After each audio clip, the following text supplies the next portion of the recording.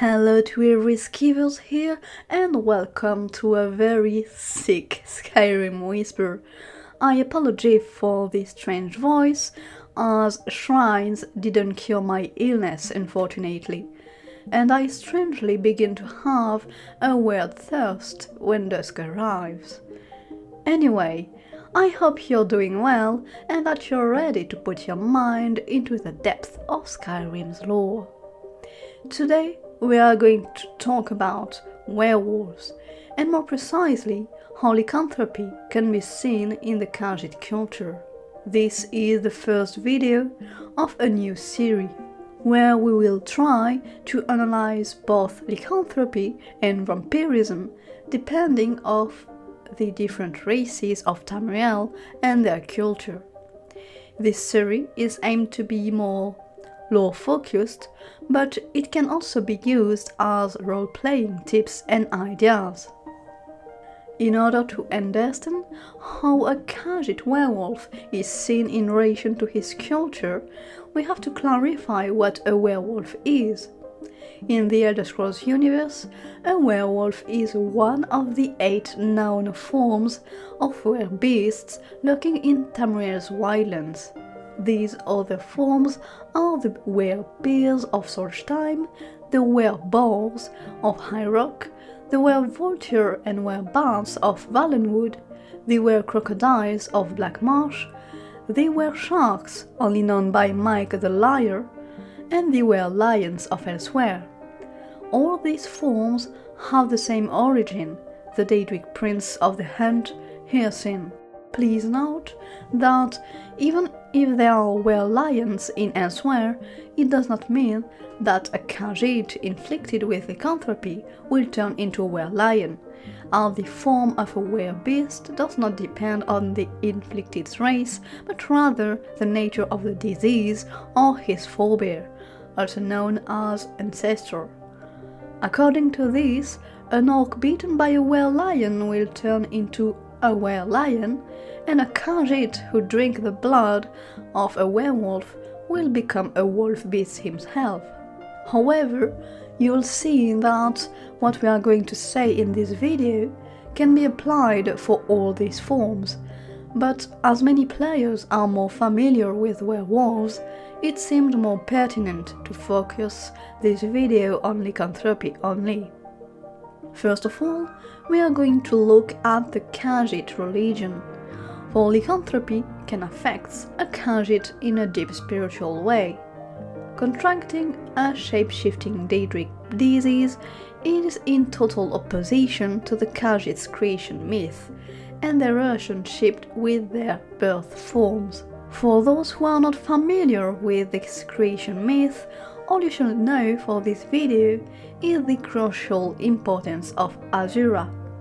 She is the daughter of Fadamai alone, the Khajiit version of Padamai, sibling of Anur or Anu.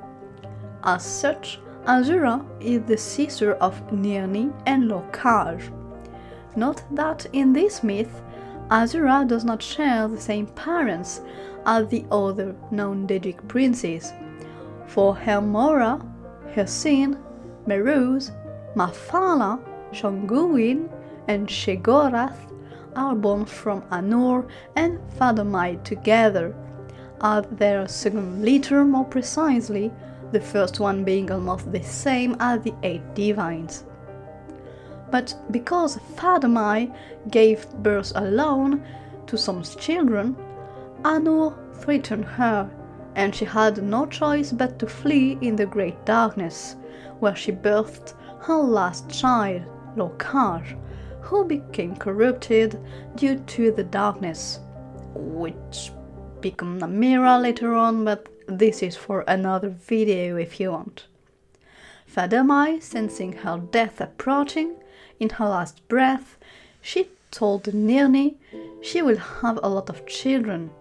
She put the moons, Jod and Jon, in the skies to protect her children from the wrath of Anur, and she told Azura 3 secrets. Then she passed away. Nirni asks her brother Lorkhaj to create a place where her children can live, which he did. But because of his corruption, he ended trapping almost all of his siblings into his creation, and then was killed for this deed, his heart buried deep in Nirni. She was really upset, of course, but also because some of her children couldn't fix their forms and were constantly shapeshifting. This is when Azura entered the arena, as one of her secrets was to take these ever-changing beings and fix their forms, many forms in fact, one for each purpose, and she linked them to the lunar lattice, the moon's cycle. They are supposed to be the cleverest, most beautiful and adaptable race of all Tamriel, and were named the Khajiit. Azura then put them in the desert and jungle, as it was her second secret, and she made the moons drop moonsugar as it was her last secret. Now you can see that Azura is really taking the role of a creation goddess for the Khajiit. Depending on the moon's position, their forms are not the same. For example, an Alfiq resembles a cat and possesses magical abilities, whereas a Sensei is similar to a Smilodon. Well, contracting lycanthropy is to change the form of the lunar lattice, and therefore Azura, and even Fadomai, who shares this task on her, has given to you. Form that is aimed for a purpose and integrates you in the whole society and the universe. To alter this form is considered taboo in Khajiit culture, and we easily understand why according to this creation myth. But this is not the only reason it is considered taboo. If you remember what I said about Lorkhaj, he was supposed to be dead. However, it was not the case. He awoke, guided by the great darkness, with a black heart in his empty chest. He joined Azura, which was not pleased at all, and she purged the darkness out of his body, forming a new moon, a black moon, hiding in the shadow of Jon and Jod. Due to this, the influence of the great darkness and Namira is leaking through the lunar lattice. Therefore, strictly following Jod and Jon dance and cycle is the only way to prevent being corrupted, as Khajiit are really sensitive to the star's influence. Their whole culture and rites copy the pattern and rhythm of the moons. All their lives are centered on that. This discipline is known as the path. Great cleverness can be an open door to bitterness, sadness or sorrow, and a Khajiit inflicted with such feelings can be tempted to deviate from the path and follow the Daedric princes. They can also become or create a Dromatra, a shadow or reflection of a Khajiit, devoted to the great darkness and Namira. The Great Mane, Khajiit spiritual's leader, is one of the most sensitive to corruption, as his ties to the moons are intense and special. A lot of Daedric princes are involved in tempting the Khajiits to deviate from the path, meaning that not all of deviance becomes a Dromatra.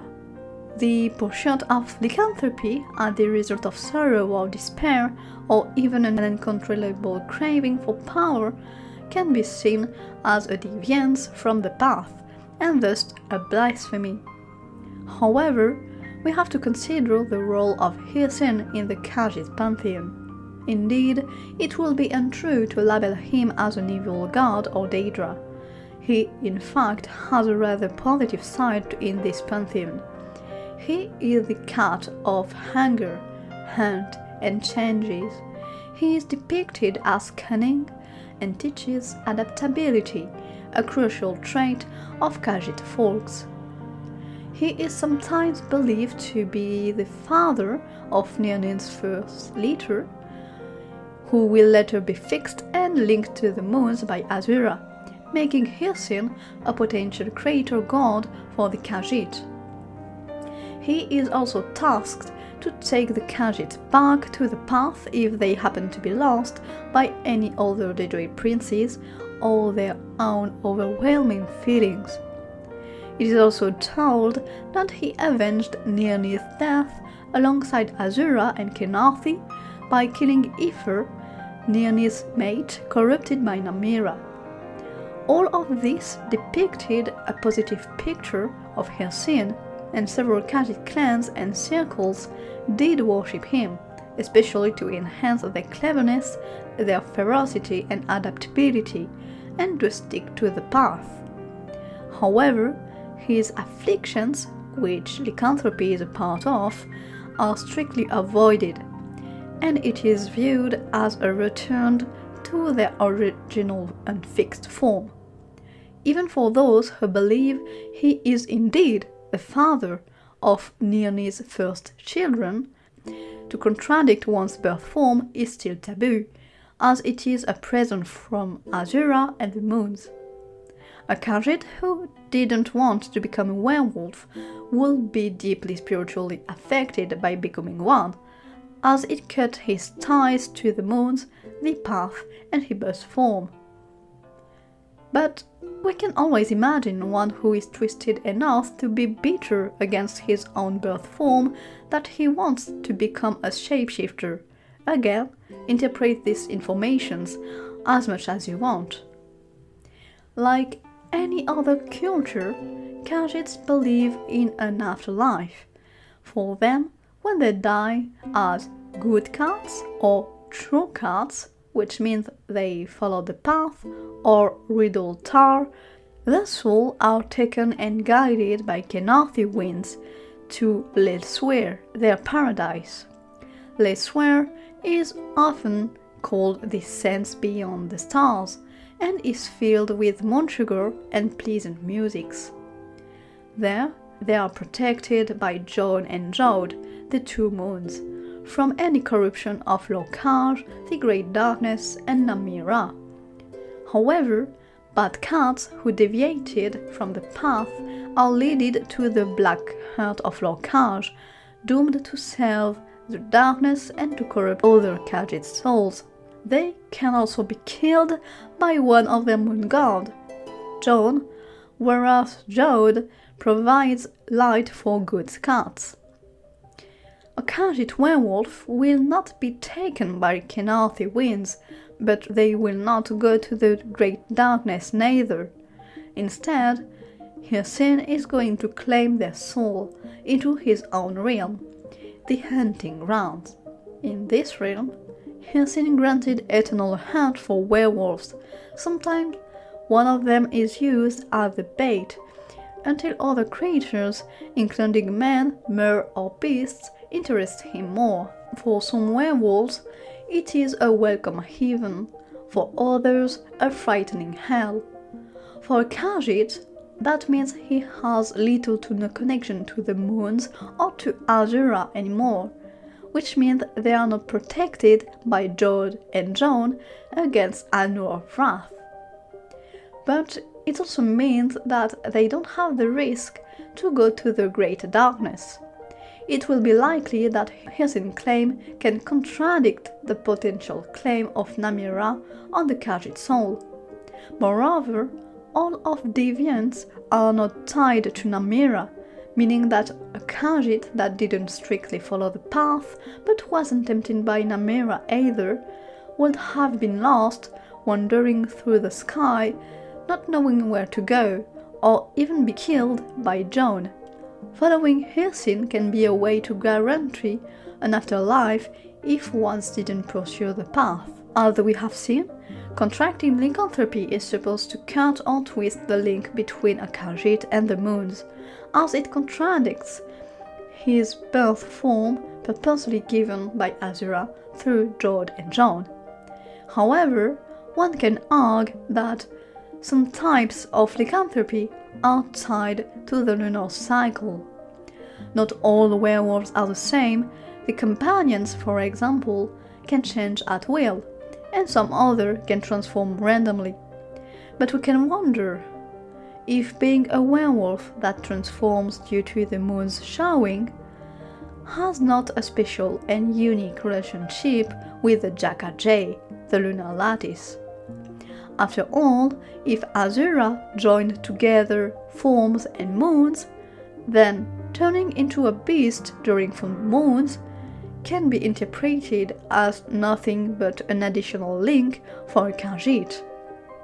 Maybe a Khajiit werewolf develops a unique understanding of the lunar lattice.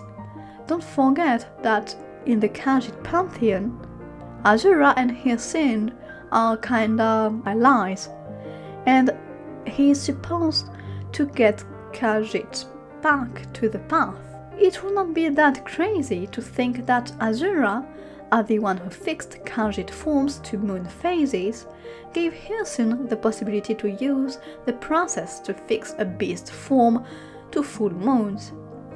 However, it may be difficult to fully support this theory, as not all of the werewolves work the same. For example, in Skyrim, we only find Sinding as a werewolf tied to the moons before he was given this cursed ring, but we can suppose a Khajiit werewolf can try to find a new connection with Jord and John despite his lycanthropy.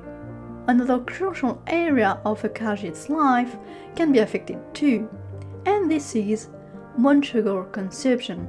Moonsugar is a highly sacred ingredient for Khajiits. It is believed to be crystallized moonlight given by Azura when she said her third secret. Thus, this substance is considered a fragment of God's essence, allowing Khajiits to communicate with the lunar lattice and to find the path. It is also viewed as a perpetual gift from Azura and the moons, confirming their never-ending blessings, and that Khajiits are indeed a chosen race. Knowing this statement, it is not surprising that skooma is mostly disdained by Khajiits, who find its existence insulting to the gods. Unlike other races, Khajiits can mostly resist the negative effects of moonsugar, both thanks to their physiognomy and their habituation. However, this very effect is not inexistent, and a lot of Khajiits, besides consuming it daily, really do crave for it, both spiritually and physically. We can assess that, much like real-life substances, the hallucinogen or narcotic effects of this sugar is essential to communicate with deities. In our world, mushrooms, tobacco, or other toxic plants owe their religious uses thanks to the alternate state of mind they provoke. We can safely imagine that eluding moonsugar effects cut its holiness. Well, it will certainly be the case for a werewolf. Werewolves are indeed resistant to disease, and outside the game mechanic, they are also certainly resistant to certain poisons and alchemical effects. It is not impossible that being a werewolf can mess with the effects of moonsugar, whether by resisting or dulling its effects or amplifying them as it is crystallized moonlight. Thinking about this possibility will give a huge impact on the religious daily practice of a Khajiit, but it can also potentially result in a conflict between two gods. Moonsugar negative effects are indeed believed to come from the presence of Sheogorath, the cat god of madness, also strongly present in skooma. What impacts would the consumption of moonsugar governed by both the moons and Sheogorath, and the lycanthropic condition caused by Hircine provoked to a Khajiit. Well, I don't have the answer to that, but it is funny to imagine. And for tricksters, skivers out there, I hear you. We can even imagine that it will kill him, as canines are deadly sensitive to sugar. Now that we have dealt with the religious part and posed some bases, we are going to talk about history. There are several historical mentions of lycanthropy among Khajiits, and not small ones. First of all, we have to know that lycanthropy, much like vampirism, was spread by a Daedric prince. But since the first vampire, Baal, was alone and unwilling, it's much more difficult to find the first werewolf. It is likely that there was a bunch of persons from different races to be the first werewolves and werebeasts, and it is probable that a lot of them were willing subjects, followers of Hircine, much like the daughter of Cold Harbor with Baal. However, some versions admitted one person that can rightfully be entitled as the first werewolf.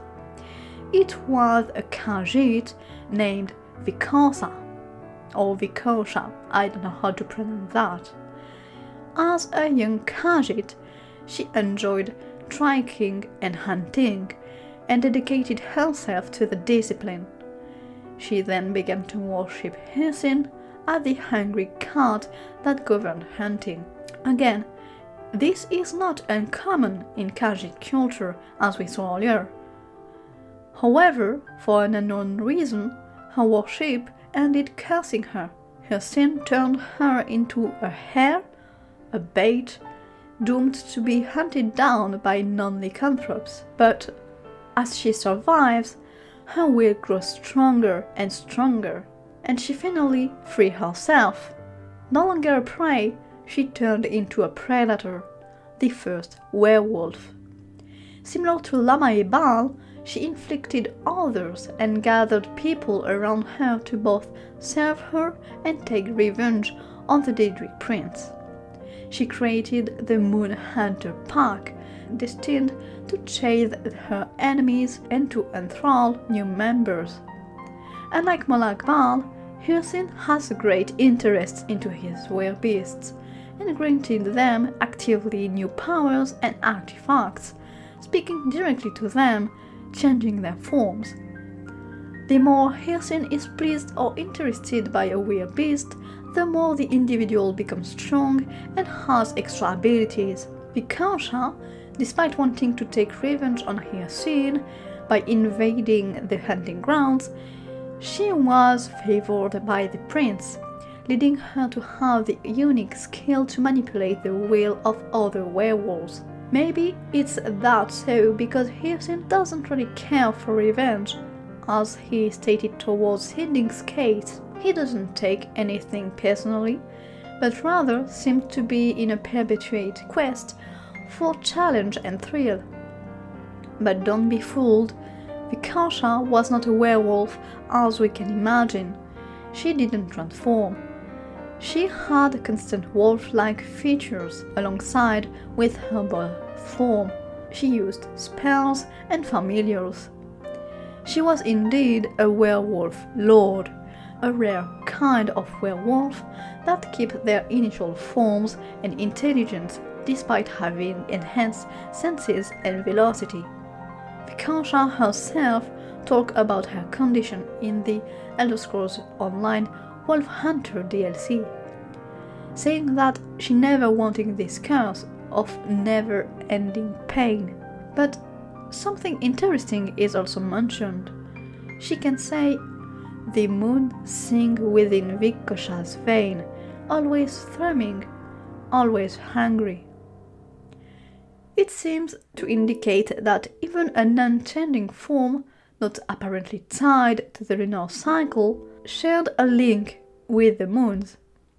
It may point out that every werewolf form is tied to the moons, or that she still has her connection with the kha'jay even with her curse, only maybe a twisting relationship. It's hard to see if she said that to refer to her werewolf state or as a twisted Khajiit. Hircine being able to curse a worshipper questioned his role as a keeper that prevents Khajiits to deviate from the path. For turning Vikasha ended making her angry, revengeful, and losing herself far away from the path. But maybe her initial hunger for power was already her failure, and she was punished to do so thanks to the curse. And we must not forget that Hircine's motives are not always clear and unstable, as he is a Daedric prince. Vikasha was hunted down by a werewolves hunter order, the Silver Dawn, which mostly operated in Valenwood and High Rock during the Second Era. Werewolves hunters existed since the first werewolves began to rampage and terrorize populations, and considering the importance of the path for Khajiits, a werewolf in elsewhere will also be hunting down. Which leads to my last part, common life. Nor the Silver Dawn nor the Silver Hand are likely to harm you if you're in elsewhere, as they operate in High Rock, Valenwood or Skyrim respectively. However, the Vigilant of Stendarr can be found there, and as Stendarr is present in the Khajiit pantheon under the name of Shröninger, it is not impossible to find other Khajiit joining their ranks to hunt you down. For religious motives, other Khajiits could be inspired by the moon John to hunt or kill corrupted and deviant cats in order to prevent the creation of new Dromatras that can steal the good cat souls before they reach the sense behind the stars. Even if Dromatras are not linked with Hircine but with Namira, werewolves rampaging freely are a good start to spread negative emotions such as despair, fear and bitterness, and therefore increase the risk of corruption among the victims. One can think that a culture that encourages thievery, illegal and hidden business, praising cunning and unconventional way of thinking, will not have such a dramatic relationship with dangerous creatures and curses. After all, it almost seems Khajiits are made to break all the rules, and therefore using lycanthropy as nothing more than a mean to reach a goal is not that blameworthy. We speak about a nation that worship a god of thievery, consume addicting substances on a daily basis, shame someone who has been stolen for being weak and stupid, and praise some criminals for their cunning minds. Well, you can definitely think that way. Stendarr teaches originality to reach one's goal. Contracting lycanthropy can be worth of this kind of teaching. And think about Vikasha. She didn't want this curse, but she used it all in order to trick the very entity that made her suffer. Isn't it a clever mind that saw the opportunity in this situation? However, you can also see that the path is much more important, precisely because Khajiits can be tempted by such options too easily and need to be canalized. Each forms are already the mean the Khajiit has in order to do what they want. Their cunning comes from their own brain, their speed from their own pose. But to know that, they have to accept their birth form and understand their relationship to the gods and the world through the communion with Jod and Jod. I also want to add that in a society focused on interest, cleverness, and trade, you can also be hunted down for your hide. A werewolf skin is prized to make armors, or blood to make potions. You are a mass of meat, skin, and alchemical ingredients now, in other words, a pile of glittering gold. A Khajiit werewolf will also suffer from a lot of nightmares. Many werewolves are unable to rest due to their agitating nature and are a good target for nightmares. However, for Khajiits, Varmina was born from Fadomite's fear to lose her children due to Anu's wrath. This fear was so intense that it reached the children themselves. Even after Khajiits were formed, they suffered from terrors and horrific visions that led them to leave the path. Azura killed Vermina, throwing her into the void or any kind of hell. Doing so didn't really destroy Vermina, but her influence had weakened, leading only to occasional nightmares during night times. But it is stated that kha'jay dreams, whatever that means, cannot be perturbed by any nightmare. If lycanthropy indeed twisted or cut the link between the Khajiit and the moons, it may lead to him being more vulnerable to nightmares, not being able to have kha'jay dreams anymore.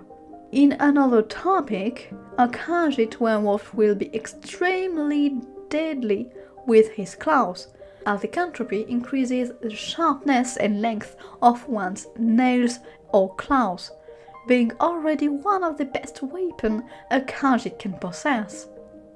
This is so true that the Khajiits created a unique martial art called claw dance, including many styles, that focus primarily on unharmed fights using claws. Another interesting thing may be the potential possibility to have children with other races, which is normally not possible for Khajiits. We don't really know how lycanthropy can affect the physiology depending on the race, but we can imagine that now sharing the same condition, a Khajiit and another werewolf of a different race can reproduce. At least, a more certain scenario is to have the possibility to be the forebear, so the ancestor, of someone else, and thus kinda creating your own offspring, even from other races. Also, being a werewolf grants you a sense of community. A lot of them have the instinct to form a pack, which can counterbalance or clash with the rather solitary or individualistic Khajiit nature. And to end this video, I wanted to leave you with this thought. Werewolf's musk is used to make very expensive perfume. Will you be hunted down by a resolute and tough perfumer, or will you sell your very own cleansed liquid to gain money, making the god of thieves and trade, Bendar, proud of you? Well, my little skivers, I hope you enjoyed this video as much as I enjoyed making it. Don't hesitate to share your thoughts about it and to bring up your own theories on this topic. I wish you a great day and see you in the next video.